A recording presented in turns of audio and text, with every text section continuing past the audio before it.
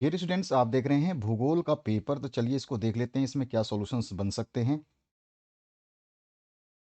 तो पहला प्रश्न पूछा गया है, एमसीक्यू आया है। हर जगह का पैटर्न अलग अलग होता है। जैसा मैं आपको बता चुका हूँ, 33 जिले हैं और 33 तरह के पेपर देखने को मिलेंगे आपको हर जिले में। और कई जगह पे तो आपके एमसीक्यू पूछे जाएंगे, कहीं पर बिना एमसीक्यू के आएंगे, डायरेक्ट क्वेश्चंस आएंगे। तो आपके ऊपर डिपेंड है कि आपके ज़िले में किस तरह का पेपर आता है और उसको आपको कैसे सॉल्व करना है। मैंने मॉडल पेपर सारे सॉल्व करवा दिए, उनको जरूर देख लेना। मॉडल पेपर में से काफ़ी क्वेश्चंस कई जिलों में पूछे जाते हैं। यहाँ पूछा गया, भारत में पहली संपूर्ण जनगणना जो है कब की गई थी। तो भारत में पहली संपूर्ण जनगणना जो है आपका हुआ था 1881 में। क्लियर हुआ आपको। नेक्स्ट क्वेश्चन की बात कर लेते हैं, इसमें क्या पूछा गया है, देखिए। 2011 की जनगणना के अनुसार न्यूनतम घनत्व वाला राज्य कौन सा है। तो वो अपना अरुणाचल प्रदेश। ठीक है, 2011 के हिसाब से हम बात कर रहे हैं। इसके बाद जो नेक्स्ट क्वेश्चन है उसकी बात करें तो यहाँ पर जो भारत में मेगा नगरों की संख्या कितनी है। तो मेगा नगर है 6। ठीक है, कितने हैं, 6 मेगा नगर है। उसके बाद जो नेक्स्ट क्वेश्चन है, कौन सा भारतीय नगर गैरीसन नगर की श्रेणी में नहीं है।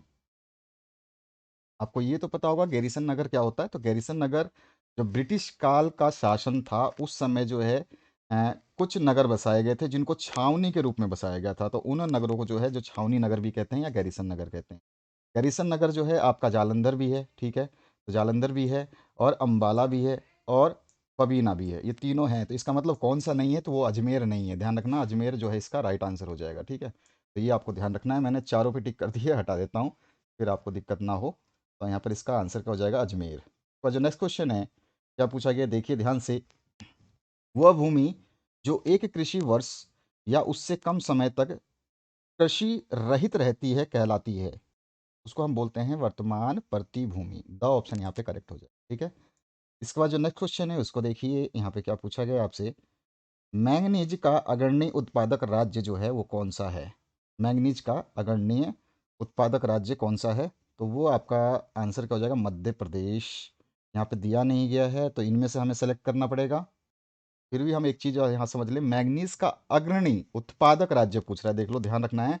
तो आपका जो है सबसे ज़्यादा जो उत्पादक राज्य है ना वो आपका मध्य प्रदेश है, जो कि ऑप्शन में नहीं है।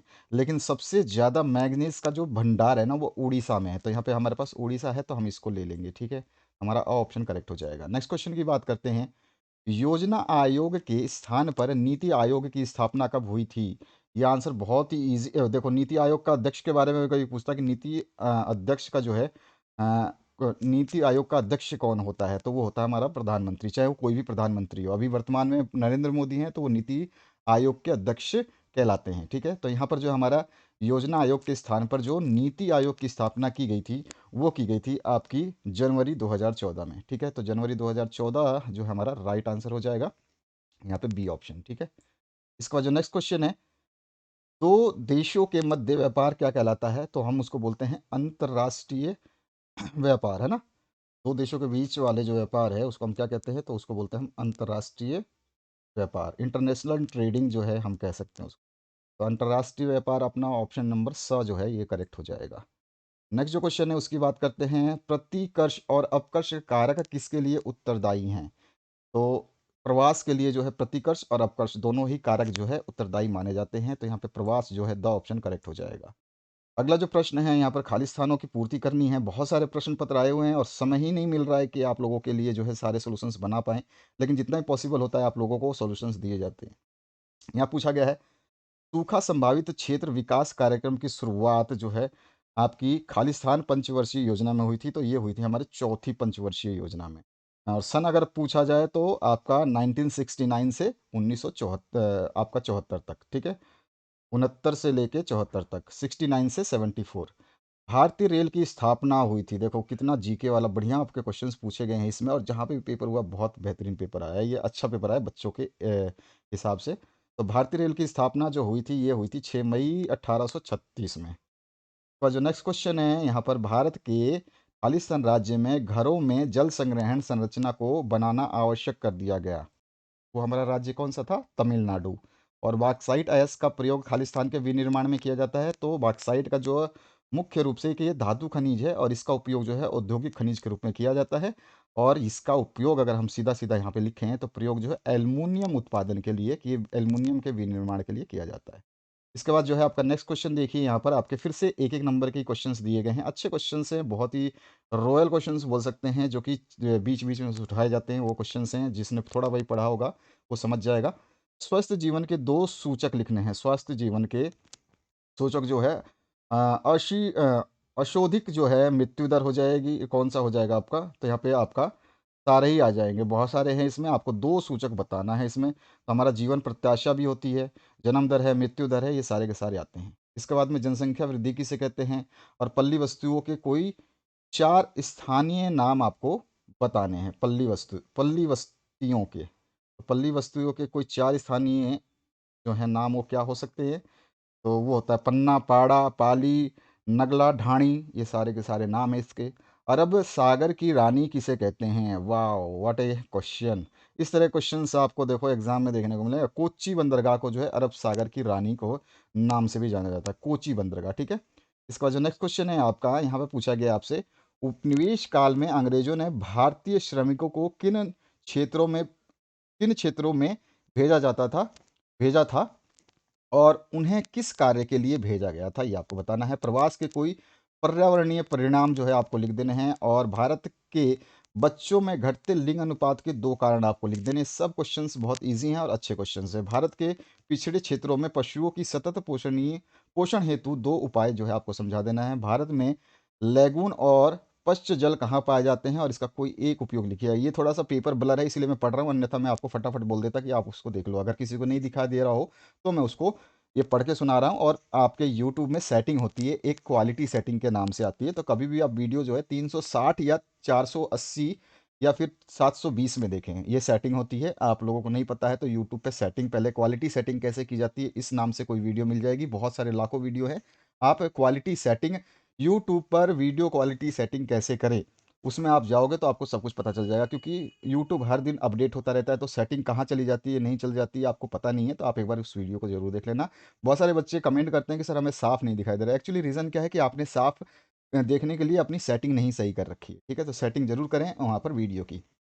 अगला जो क्वेश्चन है, इसमें क्या पूछा गया है? ग्रामीण और नगरीय बस्तियों में कोई 2 अंतर आपको लिख देने हैं। आप भारत जैसे देश में फसल सघनता की आवश्यकता के लिए किन 2 कारकों को जो है उत्तरदायी मानते हैं? और भारत में अभ्रक के वितरण का विवरण आपको लिख देना है। चीनी उद्योग एक मौसमी उद्योग क्यों है, ये आपको बता देना है। और भरमौर जनजातीय क्षेत्र में समन्वित जनजातीय विकास कार्यक्रम के 3 सामाजिक लाभ आपको बता दें। पवन हंस क्या है? यह किन 2 क्षेत्रों में जो है सेवा प्रदान करता है, ये आपको बता देना है। और पतन और पोताश्रय में अंतर आपको बता देना है। अगला जो प्रश्न है, रेल पटरी की चौड़ाई के अनुसार, एक चीज़ और बता दूँ, कभी-कभी रेल पटरी की चौड़ाई का जो है आपसे माप भी पूछ लेता है कि आपका जो है ब्रॉड गेज आपके पूछी जाती है, तो उसको थोड़ा ध्यान रखना, क्योंकि पूछा गया है कई बार। मापदंड और गुणवत्ता के आधार पर संचार के साधनों को वर्गीकृत कर देना है। चावल की कृषि को निम्न शीर्षकों के अंतर्गत समझाना है कि चावल की जब कृषि करते हैं तो उसका परिचय क्या होगा, जलवायु कितना चाहिए और उत्पादन क्षेत्र कौन-कौन से हैं, ये बता देना है। कपास की कृषि के लिए जो है आपको फिर से बता देना है, परिचय, जलवायु कैसा चाहिए और उत्पादन क्षेत्र कौन-कौन से हैं। इंदिरा गांधी नहर कमान क्षेत्र में सतत पोषणीय विकास को बढ़ावा देने हेतु कोई 3 उपाय आपको समझा देने हैं। इसमें अथवा पाठ भी आया हुआ है, जिसमें लिखा गया है वर्षा जल संग्रहण के कोई 3 लाभ आपको लिख देने हैं। निबंधात्मक प्रश्नों की बात करें तो भारत में पेट्रो रसायन उद्योग का विस्तार से वर्णन कीजिए, और भारत में मुख्य औद्योगिक प्रदेश कौन से हैं, किसी एक का जो है वर्णन कर देना है। आप आसानी से किसी भी एक प्रदेश, औद्योगिक प्रदेश जो है उसका वर्णन कर सकते हैं। मॉडल पेपर मैंने सारे सॉल्व करवाए हैं, उनको ज़रूर देखना, उनसे बहुत सारी हेल्प होने वाली है। और आने वाले जैसे आपके हाफ ईयरली खत्म होंगे, तो उसके कुछ समय बाद में मैं आपको मेन बोर्ड एग्जाम के जो है प्रश्न पत्रों को तैयार करवाऊंगा। मॉडल पेपर तो मैंने करवा दिए हैं आप लोगों के, प्रश्न पत्र मतलब कि आपके कौन से संभावित प्रश्न आ सकते हैं वो प्रश्न मैं आपको दूंगा। अनसीन पैसेज तक भी दूंगा मैं आपको, हिंदी और इंग्लिश के लिए जो अपठित गद्यांश आता है, अगर आपको उनसे कुछ बेनिफिट लेना है तो मैं आपके लिए अपठित गद्यांश पद्यांश के जो वीडियो डालूंगा, सप्रसंग व्याख्या के वीडियो डालूंगा। ये 4, अगर आपने ये सप्रसंग व्याख्या की, एक कविता आती है और एक आती है कहानी, यानी कि एक गद आता है और एक पद आता है, तो उनको भी डालूंगा और अनसीन पैसेज भी डालूंगा। आएंगे बहुत सारे क्वेश्चन जो मैं डालूंगा, मैं हमेशा बहुत सोच समझ के वीडियोस बनाता हूँ।